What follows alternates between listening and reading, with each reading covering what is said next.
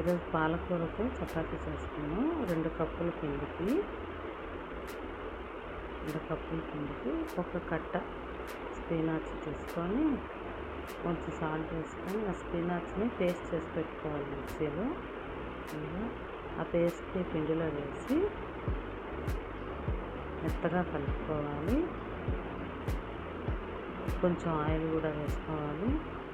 వేసుకొని నీళ్ళు సరిపోలేదు, కొంచెం వాటర్ వేస్తూ కలుపుకుండాలి. కలుపుకొని ఇట్లా డౌని మెత్తగా చేసుకోవాలి. మెత్తగా చేసుకున్న తర్వాత దీన్ని ఒక అరగంట సేపు పక్కన పెట్టేయాలి. ఆయిల్ అప్లై చేసి ఆగట్టి కొన్ని మెత్తగా మూత పెట్టి అరగంట పక్కన పెట్టుకోవాలి.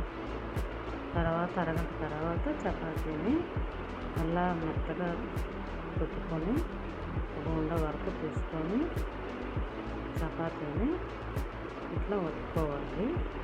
ఒత్తుకొని దీనికి కొంచెం నెయ్యి, ఒక స్పూన్ నెయ్యి వేసి స్ప్రెడ్ చేసుకొని విధంగా ఇట్లా మడత పెట్టుకోవాలి. మడత పెట్టుకున్న తర్వాత మంచిగా ఇట్లా చేసుకోవాలి. చపాతీని ఈవెన్గా చేసుకోవాలి. అన్ని వైపులా ఒకటే లాగా వచ్చేలాగా చేసుకోవాలి. ప్యాన్ పెట్టి అది వేడెక్కాక చపాతీ వేసి 2 వైపులా తిప్పుతూ కాల్చుకోవాలి. 2 వైపులా తిప్పుతూ కాల్చుకోవాలి. ఆయిల్ అప్లై చేద్దాం. ఆయిల్ అప్లై చేసుకొని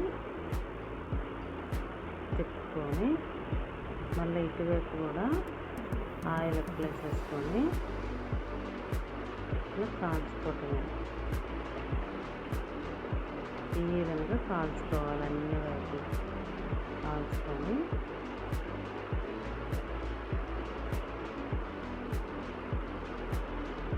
చపాతీ కాలిపోయింది. చపాతీ రెడీ అయిపోయింది. అలాగే ఇంకొకటి ఇలా చేసుకుందాం. సేమ్ ఇట్లానే వేసుకొని 2 వైపులా కాల్చుకొని ఆయిల్ ఎక్కువ వేస్తూ కాల్చుకొని ఈ విధంగా కాల్చుకోవాలి. 2 చపాతీలు అయిపోయింది.